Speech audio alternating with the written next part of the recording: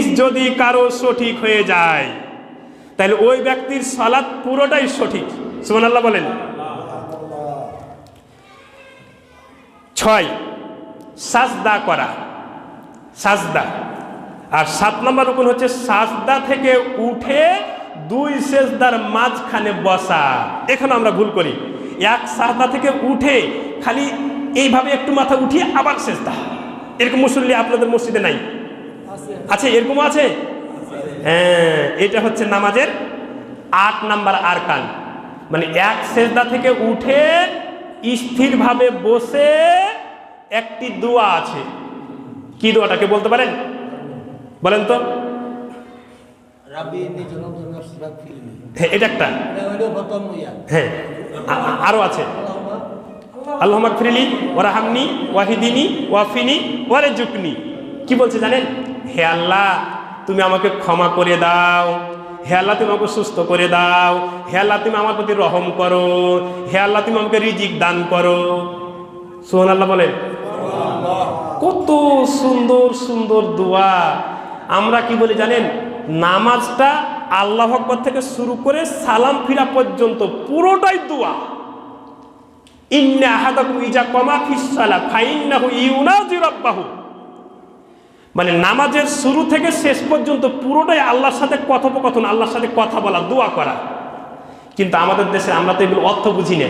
যে আল্লাহুম্মা গফিরলি মানে কি, ওয়ারহামনি মানে কি, ওয়াফিনি মানে কি, ওয়ারজুকনি মানে কি, এগুলো জানি না। এগুলোই দোয়া। তাহলে 8 নাম্বার হচ্ছে 2 সেজদার মাঝখানে বসা এবং দোয়া করা। 9 শেষ বৈঠক করা, মানে তাশাহুদ পাঠ করা, দুরূদ শরীফ পাঠ করা, দোয়া মাসুরা পাঠ করা। এছাড়া আরো অনেকগুলো দোয়া আছে, এগুলো পাঠ না করেও যদি কেউ সালাম ফিরিয়ে দেয় তার নামাজ হয়ে যাবে। মানে আল্লাহুম্মা ইন্নী যালামতু নাফসি এই পর্যন্ত পাঠ করার পরে যদি কেউ সালাম ফিরিয়ে দেয় তার নামাজ বৈধ হবে। কিন্তু আরো দোয়া আছে, এগুলো যদি পড়তে পারেন উত্তম। 10 তাশাহুদ দিয়ে বৈঠক শেষ করা। 11 উক্ত তাশাহুদে রাসূলের প্রতি দুরূদ মানে দুরূদ ইব্রাহিম পড়া, দুরূদ পড়া। তারপরে 2 সালাম দিয়ে সালাত শেষ করা। আর এই 14 নাম্বারটা একটি আরকান। কেউ এটাকে আরকান ধরেছে, কেউ ধরে নাই।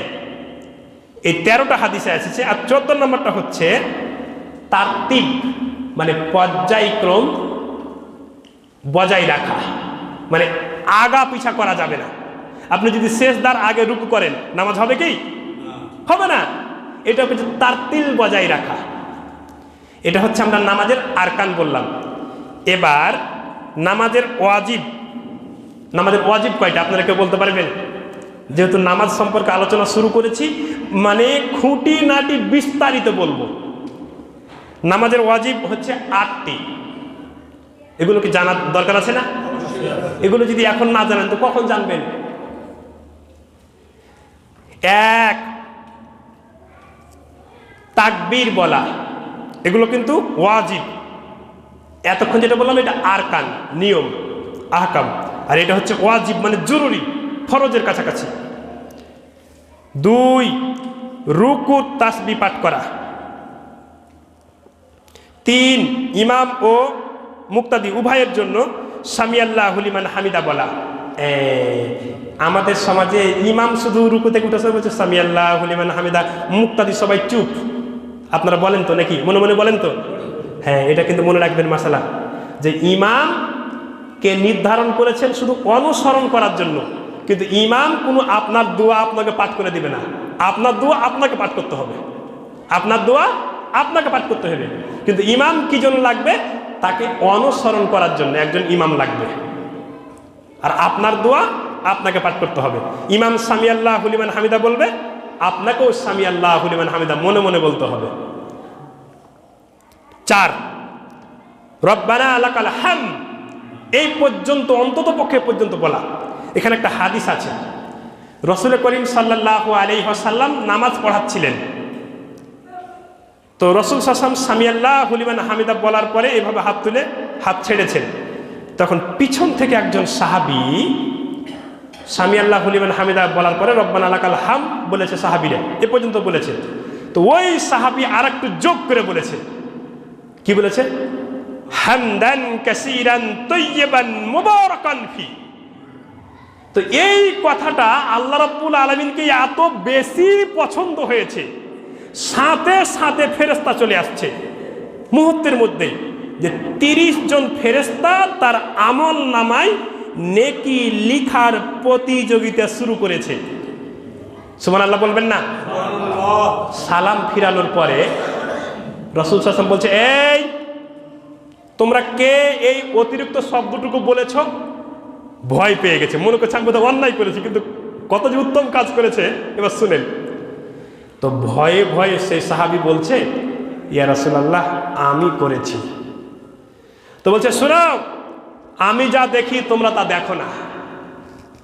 আমি দেখতে পেলাম, আমাকে দেখানো হলো যে তোমার এই যে তুমি বলেছো হামদান কাসীরান তাইয়্যিবান মুবারাকান ফি, এই কথাটা আল্লাহ রাব্বুল আলামিনের কাছে এত বেশি পছন্দ হয়েছে যে 30 জন ফেরেশতা তোমার আমল নামায় নেকি লিখার প্রতিযোগিতা শুরু করে দিয়েছে।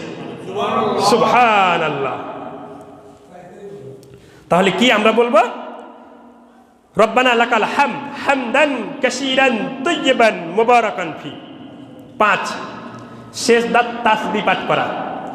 সেজদাত তাসবিহ অনেকগুলো রয়েছে, তার মধ্যে আপনাদের কাছে যেটা প্রসিদ্ধ সেটা হচ্ছে কি? সুবহানা রাব্বি ইয়াল আলা। আরো অনেকগুলো দোয়া আছে, আপনি কটা জানেন? বেশ কয়েকটা জানেন। তারপর হচ্ছে 2 সেজদার মাঝখানে দোয়া পড়া, এটাও ওয়াজিব। প্রথম তাশাহুদ পড়া আর তাশাহুদের বৈঠক করা, এই 8টি হচ্ছে সালাতের ওয়াজিব। এবার নামাজ ফরজ হওয়ার সংক্ষিপ্ত ইতিহাস। আচ্ছা আপনারা বলেন তো, এখন কোন মাস চলে? রজব মাস। কোন মাসে নামাজ ফরজ হয়েছে কে বলতে পারেন? রজব মাসে। আর আমি রজব মাসেই কিন্তু নামাজের আলোচনা শুরু করলাম। রজব মাসের 27 তারিখ সম্ভাব্য, যদিও ইখতিলাফ আছে। রাসূল করিম সাল্লাল্লাহু আলাইহি ওয়াসাল্লামকে 2 জন ফেরেশতা নিয়ে গেলেন জেরুজালেমের বাইতুল আকসা মসজিদে। সুবহানাল্লাহ বলেন। কিভাবে নিলেন? মুহূর্তের মধ্যে চলে গেলেন, আল্লাহর কুদরত। চলে যাওয়ার পরে সেখানে সকল নবী দেখছেন, মুসা নবী, ঈসা নবী, আদম আলাইহিস সালাম শুরু করে হযরত ঈসা পর্যন্ত, আদম পর্যন্ত, ঈসা থেকে আদম পর্যন্ত সব নবী সেই বাইতুল আকসা মসজিদে উপস্থিত। এখন ইমামতি করবে কে? কে ইমামতি করবে? 2 রাকাত নামাজ হবে। সবার একটা কল্পনা জল্পনা যে আদম হচ্ছে আমাদের আদি পিতা, আদম ইমামতি করবে। আবার কারো কারো কল্পনা জল্পনা যে মুসা নবীর নাম কোরআনে যতবার এসেছে অন্য কোন নামে এতবার আসে নাই। আবারও কারো কল্পনা যে ইব্রাহিম নবী হচ্ছেন আমাদের মিল্লাতের পিতা, জাতির পিতা, মুসলিম মিল্লাতের পিতা, তিনি ইমামতি করবেন। সব কল্পনা জল্পনা উড়িয়ে দিয়ে অবশেষে জিব্রাইল আমাদের নবীর ডান হাত ধরে ইমামতি জায়গায় পৌঁছে দিলেন। সুবহানাল্লাহ বলেন। এইবার একটা মজার হাদিস বলি।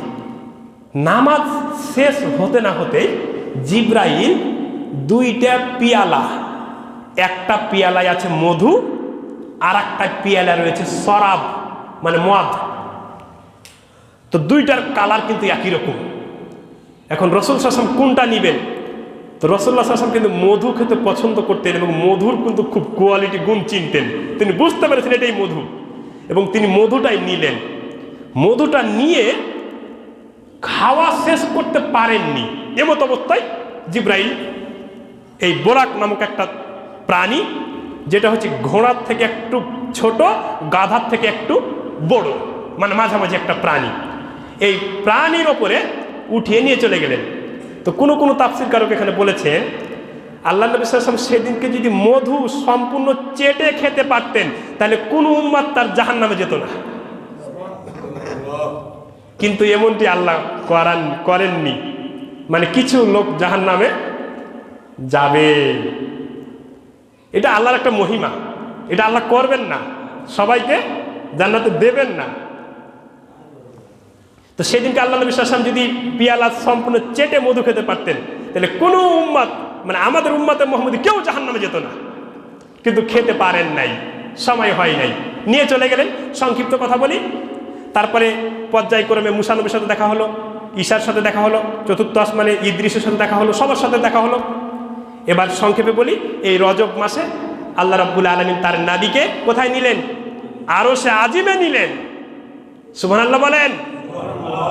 আজকাল ইউরোপ আমেরিকার কিছু কিছু বিজ্ঞানীরা বলে, একটু মন দিয়ে শুনেন, কিছু কিছু বিজ্ঞানীরা বলে যে কোরআন তো নাজিল হয়েছে 1400 বছর আগে, সেকেলে যুগে। তখনকার সভ্যতা আর এখনকার সভ্যতা কি এক নাকি? আমরা মঙ্গল গ্রহে গেছি, আমরা চাঁদে গিয়েছি, ইউরেনাস, নেপচুন, প্লুটো, ভলকান, শনি, বুধ গ্রহ আবিষ্কার করেছি। মুহাম্মদ সাল্লাল্লাহু আলাইহি ওয়াসাল্লাম কি এগুলো কখনো শুনেছেন, জেনেছেন, গিয়েছেন? আসলে এরা হচ্ছে জ্ঞান পাপী, এদের আকল নাই, এদের বুদ্ধি নাই। আমি কি বলি জানেন? তোমরা তো সামান্য মঙ্গল গ্রহে গিয়েছো, তোমরা তো সামান্য চাঁদে গিয়েছো, তোমরা সামান্য ইউরেনাস, নেপচুন, প্লুটো, ভলকান আবিষ্কার করেছো। তোমাদের চাইতো এত বেশি দূরত্ব আমার নবী গিয়েছেন, যেটা তোমরা যেতে পারো নাই। 7 আকাশ ফুঁড়ে আরশে আজিম পর্যন্ত আমাদের নবী সাল্লাল্লাহু আলাইহি ওয়াসাল্লামকে আল্লাহ নিয়েছেন। সুবহানাল্লাহ বলবেন না? এই তো চাঁদ তো পৃথিবী থেকে মাত্র 2,32,000 মাইল দূরে। এই তো চাঁদ পৃথিবীর একটা উপগ্রহ মাত্র। তোমরা চাঁদে গিয়েছো, কি এমন করেছো? চাঁদ থেকে হাজার হাজার কোটি কোটি মাইল দূরে হচ্ছে আরশে আজিম। সে আরশে আজিম প্রমাণ করেছেন মুহাম্মদ সাল্লাল্লাহু আলাইহি ওয়াসাল্লাম, যেটা তোমাদের পক্ষে কখনো সম্ভব নয়। তো সে আরশে আজিমে রাসূল করিম সাল্লাল্লাহু আলাইহি সাল্লামকে আল্লাহ রাব্বুল আলামিন প্রথমে কত ওয়াক্ত নামাজ দিয়েছিলেন? 50। মাশাআল্লাহ, আপনারা তো জানেন। প্রথমে কত ওয়াক্ত নামাজ দিয়েছিলেন?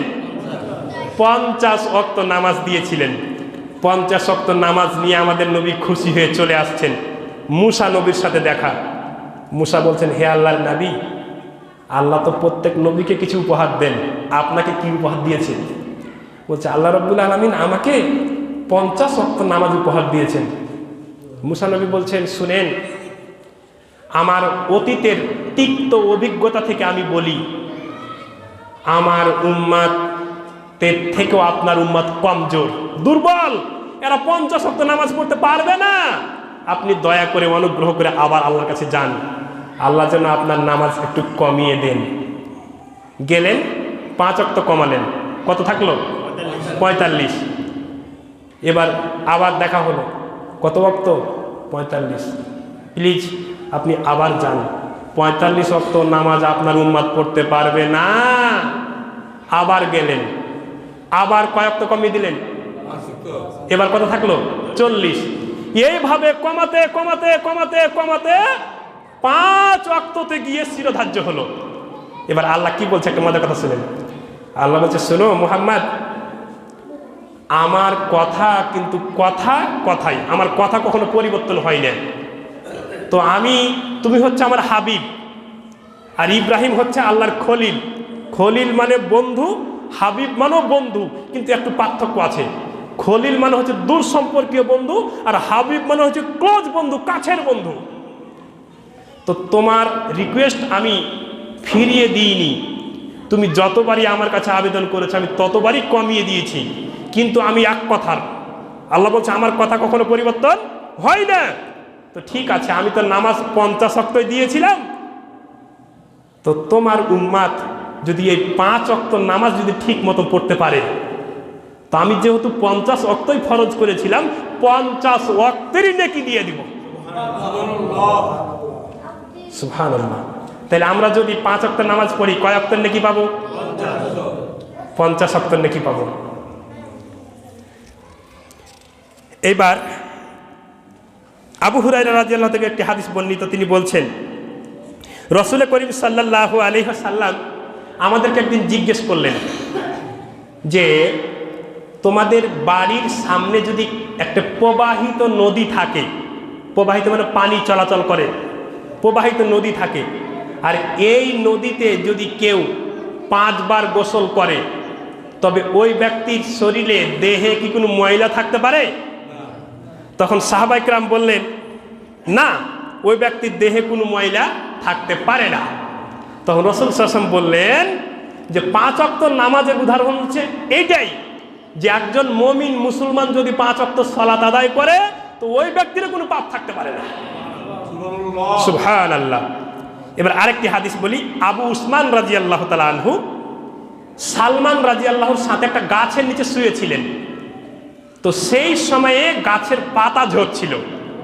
এই যে কিছুদিন পরে এই যে ফাল্গুন মাস আসবে তখন কিন্তু গাছের পাতা ঝরবে না, তাহলে এইরকম একটা সময় ছিল। তো উসমান রাদিয়াল্লাহু এবং সালমান রাদিয়াল্লাহু দুইজন একটা গাছের নিচে শুয়ে আছে, শুষ্ক গাছের নিচে শুয়ে আছে। এমন সময় সালমান রাদিয়াল্লাহু তাআলা আনহু গাছের একটা ডাল ধরে খুব জোরে ঝুঁকাইয়ে দিলেন, মানে ঝাঁকি দিলেন। এই বাচ্চা, এই এই চুপ করো বাবু, চুপ করো, দুজনকে দুদিকে করেন। হ্যাঁ, তো সালমান রাদিয়াল্লাহু তাআলা আনহু, হযরত উসমান শুয়ে আছেন, সালমান রাদিয়াল্লাহু তাআলা আনহু গাছের ডাল ধরে খুব জোরে ঝুঁকিয়ে দিলেন। যেমনি ঝুঁকিয়ে দিলেন, নাড়া দিলেন, তেমনি কিন্তু অনেকগুলো পাতা খসে খসে খসে খসে পড়তে লাগলো। তখন সালমান উসমানকে বলছে, ও উসমান, তুমি কি আমাকে জিজ্ঞেস করবে না যে আমি কেন গাছের ডাল ঝুঁকিয়ে দিলাম? তখন উসমান বলছে, হ্যাঁ বলো, কেন তুমি গাছের ডাল ঝুঁকিয়ে দিলে? তো বলছে, আমি একদিন মুহাম্মদ সাল্লাল্লাহু আলাইহি সাল্লামের সাথে এই গাছের নিচে বসেছিলাম। সুবহানাল্লাহ বলেন। এই গাছের নিচে বসেছিলাম, তো দুইজন কথা বলতে আছি, এমন সময়ে মুহাম্মদ সাল্লাল্লাহু আলাইহি ওয়াসাল্লাম এই গাছের এই ডালটা ধরে ঝুঁকিয়ে দিলেন। তখন আমাকে বললেন যে, হে সালমান, তুমি কি আমাকে জিজ্ঞেস করবে না যে আমি কেন এই গাছের ডাল ধরে ঝুঁকিয়ে দিলাম? তাই মুহাম্মদ সাল্লাল্লাহু আলাইহি ওয়াসাল্লাম যেরকম অঙ্গভঙ্গিতে ঝুঁকিয়েছেন গাছ, আমিও অনুরূপভাবে ঝুঁকাইলাম। তারপরে বলছেন যে রাসূল সাল্লাল্লাহু আলাইহি ওয়াসাল্লাম কি বলেছিলেন? তারপরে রাসূল সাল্লাল্লাহু আলাইহি ওয়াসাল্লাম বলেছিলেন যে এই যে গাছের ডাল ঝাঁকি দেওয়ার পরে যেইভাবে গাছ থেকে পাতাগুলো খসে খসে পড়ে যায়, ঠিক অনুরূপ উদাহরণটা হচ্ছে এই, মানুষ যখন নামাজ পড়ার উদ্দেশ্যে উজু করে তখন মানুষের পাপ রাশি এই গাছের পাতা যেভাবে ঝরে ঝরে পড়ে যায়, মানুষের পাপ রাশিও অনুরূপভাবে ঝরে ঝরে পড়ে যায়। সুবহানাল্লাহ। এবার আমরা একটু নামাজের গুরুত্ব নিয়ে কথা বলবো। সৌদি আরবে একটা কড়া ফতোয়া শুনেন। মুহাম্মদ বিন সালেহ আল উসাইমিন এই ফতোয়া দিয়েছেন, যিনি আল হায়াতি কেবারিল ওলামা আল সৌদি আরবিয়ার গ্র্যান্ড মুফতি ছিলেন। তিনি বলছেন যে বাইনাল আবদা বাইনাল কুফরে তারকুস সালাত, একজন মুসলমান আর একজন বেনামাজির মধ্যে পার্থক্য হচ্ছে নামাজ। যে নামাজ পড়ে সে মুসলমান, আর যে নামাজ পড়ে সে মুসলমান নয়। অর্থাৎ আপনার 5 জন সন্তান আছে, 5 জন সন্তানের মধ্যে একজন সন্তান নামাজ পড়ে না। তো মুহাম্মদ বিন সালেহ আল উসাইমিন বলছেন যে যেই সন্তান নামাজ পড়ে না সেই সন্তান পিতার জমিতে ভাগ পাবে না। কেন ভাগ পাবে না? কারণ পিতার সম্পত্তিতে যদি ভাগ পেতে হয় তাহলে পিতা মুসলিম, তার ছেলেকে মুসলিম হতে হবে। কিন্তু ইসলাম বলছে যদি কেউ নামাজ না পড়ে তবে সে মুসলিমই নয়। আর আরেকটা কথা শুনেন, যদি কোনো বেনামাজি ব্যক্তি, সৌদি আরবে যদি কোনো বেনামাজি ব্যক্তি মারা যায়, সৌদি আরবে অবশ্য বেনামাজি নাই, সৌদি আরবে যদি কোনো বেনামাজি ব্যক্তি মারা যায় তাহলে ওই ব্যক্তিকে জানাজাও দেয় না। ওই যে কুকুর, শ্রীগাল, গরু, মহিষ মরলে যেভাবে মাটি দিয়ে গর্ত করে পুঁতে দেয়, এভাবে পুঁতে দেওয়া হয়। এবং মুসলমানদের গোরস্থানে তাকে মাটি দেওয়াও জায়েজ নাই। এই হুকুম যদি আমাদের দেশে যদি বলা যায় তুমুল তোলপাড় লেগে যাবে, কিন্তু এটা সৌদি আরবে বাস্তবায়ন আছে, আমাদের দেশে এটা বাস্তবায়ন নাই। আর আমাদের দেশে এভাবে বলা হয় না। কিভাবে নামাজি পারবে?